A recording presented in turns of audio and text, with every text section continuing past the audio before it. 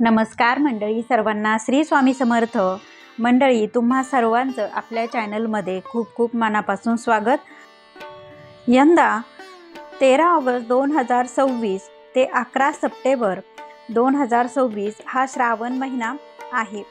आता हा महिना भगवान शिवांना अत्यंत प्रिय मानला जातो. या काळात ओम नमः शिवाय हा मंत्र जप करणं, तसेच अभिषेक करणं, बेलपत्र अर्पण करणं आणि शिवलीलामृत ग्रंथाचे पारायण केल्याने विशेष पुण्यप्राप्ती होते. कारण बघा, तुम्हा सर्वांना माहीत आहे की श्रावण महिन्यामध्ये आपण भगवान शंकराची जास्तीत जास्त सेवा करायची असते आणि त्या सेवेमध्ये विशेष मानलं जातं ते शिवलीलामृत ग्रंथाचं पारायण करणं. बघा, शिवलीलामृत पारायणाचे खूप सारे महत्त्व आहे. शिवलीलामृत पारायण हे श्रद्धा, भक्ती आणि पूर्ण एकदम विश्वासाने केल्यास भगवान शिवांची कृपा प्राप्त होते, अशी खूप भक्तांची भावना आहे. या पारायण केल्यामुळे जीवनातील दुःख, संकट आणि अडथळे दूर होण्यास मदत होते. तसेच आर्थिक अडचणी असतील त्याही कमी होतात. नोकरी व्यवसायातील अडथळे आणि रखडलेली कामे पूर्ण होण्यासाठी मानसिक बळ मिळते.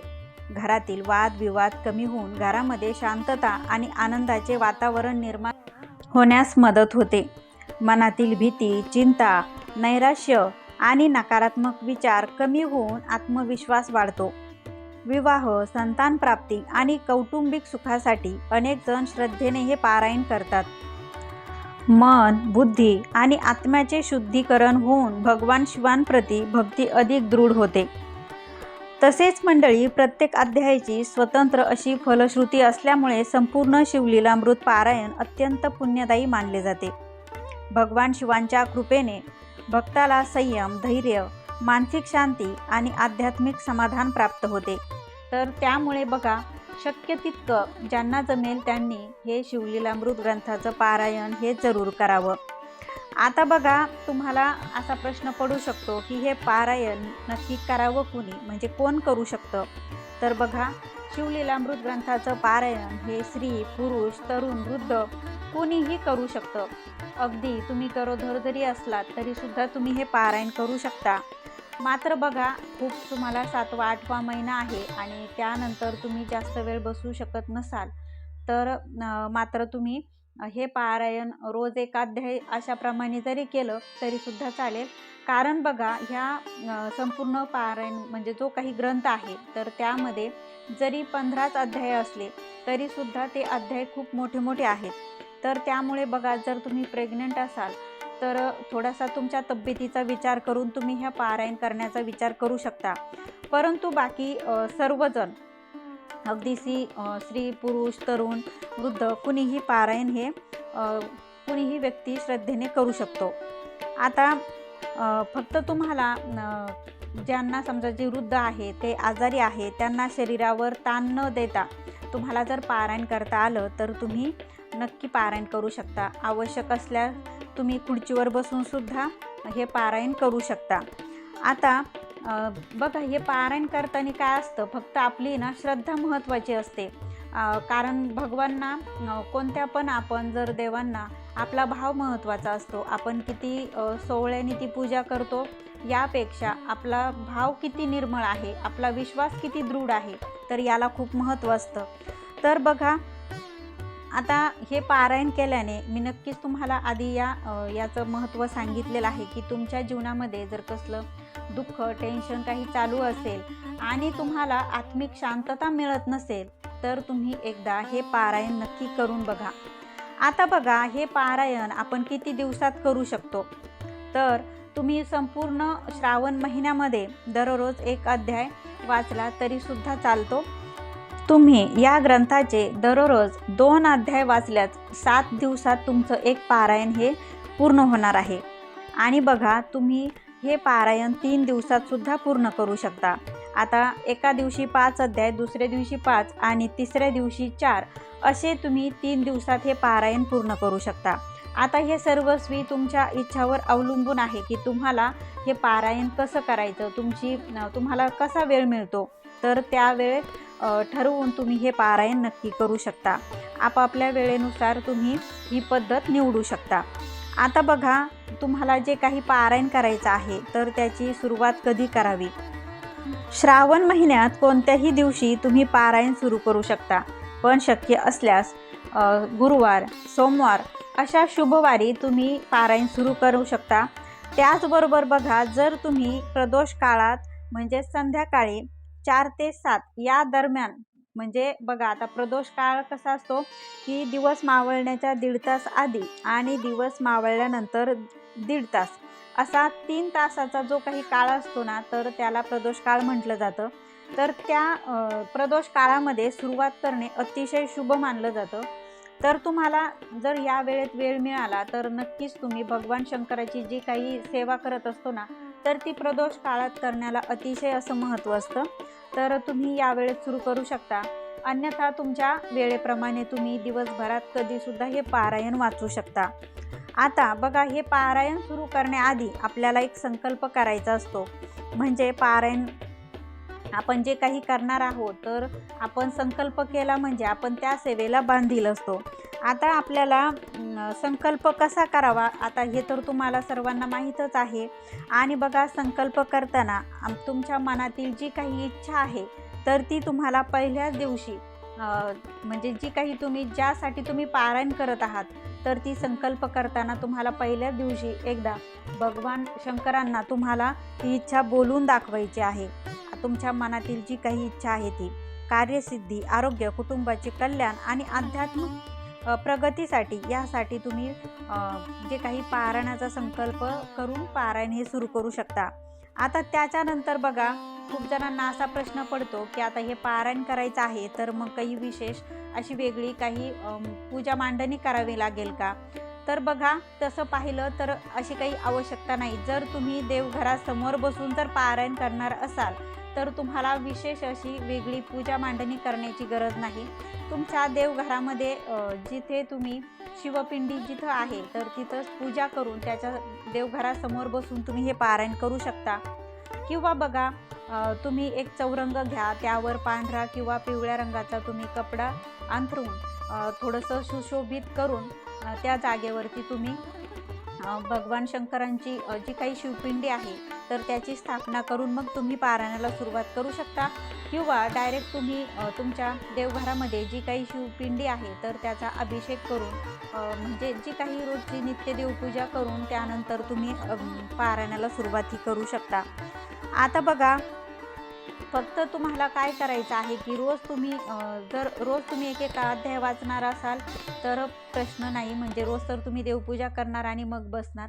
पण बघा, पारायण चालू असताना म्हणजे 2-2 अध्याय जेव्हा तुम्ही 7 दिवसात हे पारायण पूर्ण करणार असाल त्या दिवशी सकाळी लवकर उठून सुशोभित होऊन तुम्हाला सकाळीच भगवान शंकरांना म्हणजेच जी काही आपली नित्य देवपूजा झाल्यानंतर महादेवाच्या पिंडीवर तुम्हाला अभिषेक हा तुम्ही नक्की करावा. त्यानंतर बघा, ओम नमः शिवाय या मंत्राचा मंत्रजप करावा. तसेच बघा, बेलपत्रसुद्धा शिवपिंडीला तुम्ही अर्पण करायचं आहे. आणि त्यानंतर अगदी शांत मनाने घाई न करता तुम्हाला शिवलीलामृत ग्रंथाचं पारायण करण्याला म्हणजे वाचन सुरू करण्याला हे सुरुवात करायची आहे. आता बघा, या पारायणाचे काही नियम आहेत का? आता प्रत्येक वर्षी करतात त्यांना माहिती आहे, पण जर कुणी नवीन असेल तर त्यांच्यासाठी बघा, आता मला असं वाटतं की आपण कुणीच श्रावण महिन्यामध्ये मांसाहार करत नाही. पण चुकून जर कुणाच्या घरात तुम्ही जर मांसाहार करत असाल तर बघा, आपल्याला जेव्हा पारायण काळामध्ये सगळ्यात पहिलं म्हणजे तर घरात मांसाहार हा पूर्णपणे आपल्याला वर्ज्य करायचा आहे. त्यानंतर कांदा, लसूण व इतर जी काही तामसी पदार्थ आहेत तर ती आपल्याला या पारायण करण्याच्या काळामध्ये आपल्याला टाळायचे आहेत. बघा, अगदी तुम्ही हॉटेलचे किंवा आता तुम्ही पारायण करणार आहात आणि तुम्हाला शेजारी म्हणजे किंवा इकडून बाहेरचं कुणीही तुम्ही जर बाहेरचं खायचं आपल्याला हे टाळायचं असतं तर अगदी तुम्ही म्हणाल की आम्ही आता पैसे देऊन हॉटेलमधून मागवतो तर ते सुद्धा चालत नाही. पण बघा, काही कारणास्तव जर तुम्ही घरापासून लांब आहात आणि तुम्हाला मेसचं जेवण हे रोज करावंच लागतं तर अशा वेळेस म्हणजे आता याला अपवाद आहे. आता ह्या वेळेस आपण काही करू शकत नाही. पण जर तुम्ही घरीच आहात, तुम्हाला घरी पारायण करायचं आहे तर अशा वेळेस तुम्ही बाहेरचं जेवण हे टाळलं पाहिजे। त्यानंतर तुम्हाला ब्रह्मचर्याचं पालनसुद्धा करायचं आहे। शक्य असल्यास बघा तुम्हाला तुम्ही गादीवर झोपणं हे टाळायचं आहे। आता या पारायण काळामध्ये सात्विक आहार, शुद्ध विचार आणि शांत वर्तन आपल्याला ठेवायचं आहे। म्हणजे आपण पारायण करतो आणि कुणाशीही वादविवाद, तंटा आपल्याला करायचं नाही। त्यानंतर बघा आपल्याला रोज एक अध्याय वाचत असाल तर तुम्हाला कठोर नियम पाळणं हे बंधनकारक नाही। तरीही शक्य तितके आपण ह्या श्रावण महिन्यामध्ये सात्विक जीवन जगून नियम पाळल्यास अधिक चांगलं मानलं जातं। आता बघा, आता हे संपूर्ण तुम्ही जे काही पारायण कसं करायचं हे तुम्हाला समजलं, त्याचे नियम काय आहेत ते पण मी तुम्हाला सांगितले। आता बघा आपल्याला येतो तो शेवटी म्हणजे उद्यापन कसं करावं। आता पारायण पूर्ण झाल्यावर आपल्याला जर तुम्हाला शक्य असेल तर शिवमंदिरात जाऊन 1.25 किलो तांदूळ आणि पांढरे वस्त्र, त्यामध्ये म्हणजे तुम्ही अगदी टोपी पंचा अर्पण केला तरीसुद्धा चालणार आहे, किंवा गरजू व्यक्तीला तुम्हाला दान करायचं आहे। आता बघा कोरडा शिधा आपण एखाद्या गरजू व्यक्तीला दिला किंवा ब्राह्मणांना दिला तरीसुद्धा चालणार आहे, आणि यथाशक्ती दक्षिणाही तुम्हाला द्यायची आहे। आता भगवान शिवांना दही भात आणि इतर सात्विक नैवेद्य तुम्ही अर्पण करून प्रार्थनाही करायची आहे। आता अगदी साधं आणि सोपं हे उद्यापन आहे। पण आता जर तुमची इच्छा असेल तर तुम्ही अगदी घरी बोलवून एखाद्या ब्राह्मण जोडप्याला जेवण आणि कपडे वगैरे म्हणजे तुम्ही ते यथाशक्ती ते देऊ शकता, दक्षिणासुद्धा यथाशक्ती देऊ शकता। पण अगदी साधा आणि सोपं म्हणजे तुम्हाला इतका वेळ नाही की घरी कुणाला बोलवून आपण सवासने जीव घालावं, तर अगदी शिवमंदिरात जाऊन तुम्ही हे 1.25 किलो तांदूळ आणि पांढरे वस्त्र अर्पण केलं तरीसुद्धा चालणार आहे, आणि त्याबरोबर एक नारळ आणि दक्षिणा ही शिवमंदिरात जाऊन तुम्हाला अर्पण करायची आहे। आता बघा, जर आता तुम्ही महिला असाल आणि तुम्हाला पारायण करण्याची खूप इच्छा आहे तर महिलांनी मासिक पाळीची तारीख लक्षात घेऊन पारायण सुरू करावं। कारण बघा काय होतं की तुम्ही जर ह्या गोष्टी पाळून जर पारायण नाही केलं तर पारायणामध्ये खंड पडू शकतो। म्हणजे याची काळजी आपल्याला घ्यायची आहे, कारण प्रत्येक महिलेला आपला मासिक धर्म कधी येणार आहे हे आपल्याला माहिती असतं। तर त्यामुळे तुम्ही याचं नक्कीच नियोजन करून पारायण हे सुरू करू शकता। तर मंडळी पहा, श्रावण महिना हा भगवान शिवांच्या उपासनेसाठी अत्यंत पवित्र मानला जातो। या काळात श्रद्धा, विश्वास आणि सात्विक भावनेने शिवलीलामृत पारायण करणं अतिशय पवित्र आणि खूप चांगलं मानलं जातं। श्रद्धेने ओम नमः शिवाय या मंत्राचा मंत्रजप करणं सुद्धा अतिशय उत्तम मानलं जातं। भगवान शंकरांचा अभिषेक करणं, रोज मंदिरात जाऊन फक्त 1 तांब्या पाणी जल अर्पण करणं हे सुद्धा तुम्ही करू शकता, आणि ते करणं अतिशय शुभ मानलं जातं। बघा, फक्त श्रावण महिन्यामध्ये शिवभक्ती केल्यास आध्यात्मिक समाधान मिळते। कोणत्याही नियमांचा अतिहट्ट न करता आपल्या क्षमतेनुसार आणि पूर्ण श्रद्धेने सेवा करणे हेच सर्वात महत्त्वाचं आहे। शुद्ध मन, सात्विक आचार आणि अखंड श्रद्धेने केलेली सेवा भगवान शिवांना सर्वाधिक प्रिय असते।